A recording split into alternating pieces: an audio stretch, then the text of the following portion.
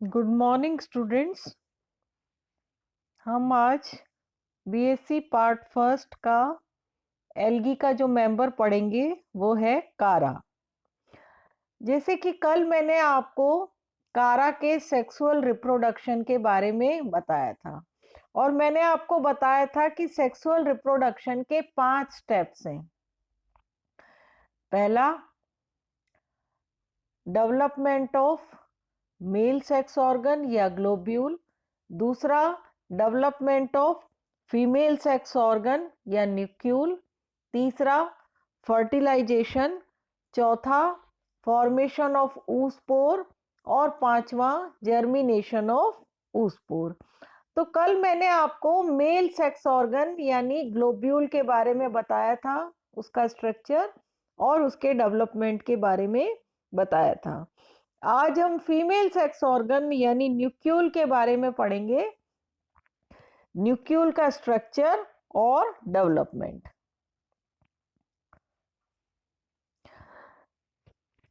जैसे कि मैंने कल आपको न्यूक्यूल के स्ट्रक्चर के लिए बताया था कि न्यूक्यूल जो होता है वो मेन एक्सिस की नोड पर प्रेजेंट होता है। ज्यादातर स्पीशीज मोनोएशियस होती है, यानी एक ही प्लांट पर एक ही नोड पर मेल और फीमेल दोनों सेक्स ऑर्गन्स प्रेजेंट रहते हैं। फीमेल सेक्स ऑर्गन यानी न्यूक्यूल ऊपर होता है जबकि ग्लोब्यूल नीचे की तरफ लगा होता है। तो ग्लोब्यूल के बारे में तो कल हमने पढ़ लिया, आज हम न्यूक्यूल के बारे में पढ़ेंगे। न्यूक्यूल जो होता है इसमें ये ओवल शेप्ड स्ट्रक्चर है और इसमें एक बड़ा ओवल शेप्ड एग प्रेजेंट होता है।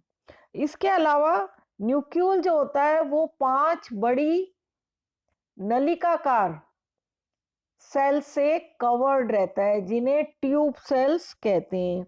ये सेल्स साइज में बहुत बड़ी होती हैं, इसलिए ये न्यूक्यूल को क्लॉकवाइज डायरेक्शन में 2 या उससे अधिक बार कुंडलित होती हैं और ये पांचों सेल्स न्यूक्यूल के टॉप पर या शीर्ष पर मिलकर एक स्ट्रक्चर बनाती है या एक टोपी का निर्माण करती है जिसे हम कोरोना कहते हैं, जैसे कि आपको डायग्राम एफ में भी दिखाई दे रहा है।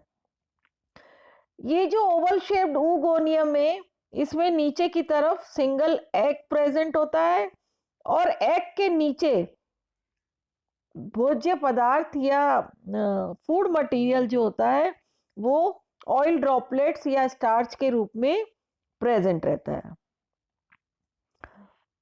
अब हम पढ़ेंगे इसका डेवलपमेंट। जैसे कि हमने ग्लोब्यूल का डेवलपमेंट पढ़ा था, उसी तरह न्यूक्यूल का डेवलपमेंट भी नोड की किसी भी सेल से शुरू होता है और जिस सेल से शुरू होता है उसे हम कहते हैं oogoneal इनिशियल सेल, जैसा कि आप डायग्राम ए में देख रहे हैं, जो कि साइज में बड़ी हो जाती है और साइटोप्लाज्म डेंस या सघन हो जाता है। अब ये oogoneal इनिशियल सेल में 2 बार डिविजन्स होते हैं। 2 बार ट्रांसवर्स डिवीजन होने से 3 सेल्स बनती हैं। सबसे नीचे वाली सेल पेडिसल सेल, उसके ऊपर शीथ इनिशियल और सबसे ऊपर वाली को oogoneal मदर सेल कहते हैं। पेडिसल सेल में आगे जाकर कोई डिवीजन नहीं होता और ये सिंपली पेडिसल या नीचे स्टॉक बना लेती है। oogoneal मदर सेल में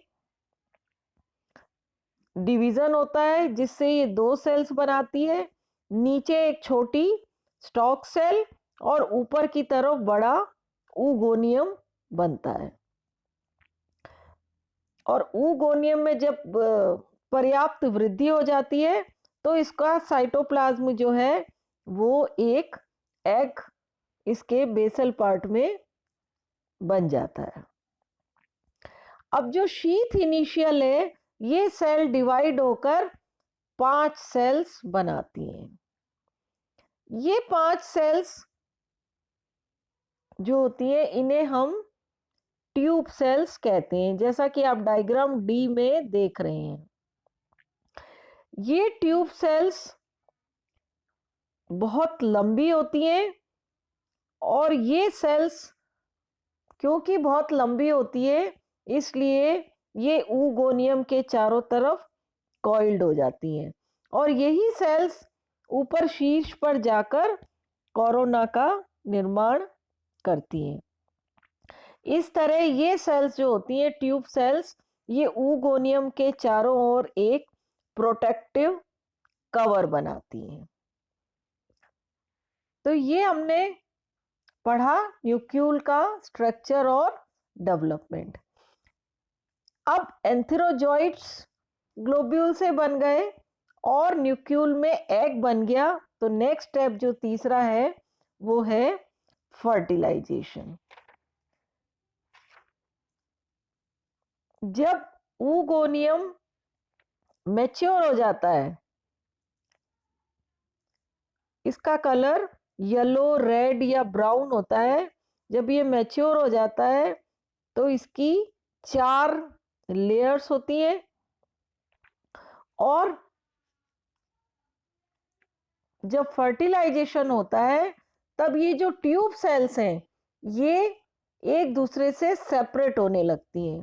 जब ये सेपरेट होती हैं तो ऊगोनियम में, क्योंकि 5 ट्यूब सेल्स हैं, इसलिए 5 स्लिट्स बन जाती हैं, दरारें बन जाती हैं और इन दरारों या स्लिट्स में से ही जो एंथ्रोजॉइट्स जो होते हैं वो ऊगोनियम तक प्रवेश कर जाते हैं और अब एक और एंथ्रोजॉइट के जो न्यूक्लियाई होते हैं वो दोनों फ्यूज हो जाते हैं और फ्यूज होकर ऊस्पोर का निर्माण करते हैं।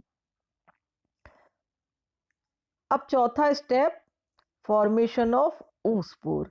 ऊस्पोर बहुत मोटी थिक वॉल होती है इसके चारों ओर, जो कि 4 लेयर्ड होती है। इसका कलर येलो, रेड या ब्राउन हो जाता है। अब ये पानी के बेस पर, सरफेस पर, तले पर बैठ जाता है। ये इसकी रेस्टिंग स्टेज या विश्रामावस्था कहलाती है। अब नेक्स्ट स्टेप है जर्मिनेशन ऑफ ऊस्पोर। जब कंडीशंस फेवरेबल आती हैं तब ये ऊस्पोर जर्मिनेट होता है। जब ये जर्मिनेट होता है तो इसके न्यूक्लियस में मियोसिस होता है और मियोटिक डिवीजन होने के बाद 4 हैप्लॉइड न्यूक्लियाई बनते हैं, जैसा कि आप डायग्राम ए में देख रहे हैं। अब एक ट्रांसवर्स वॉल बनने से ये ऊगोनियम 2 अनइक्वल सेल्स में डिवाइड हो जाता है, एक छोटी लेंटिकुलर सेल और एक बड़ी सेल जिसमें कि 3 न्यूक्लियाई हैं।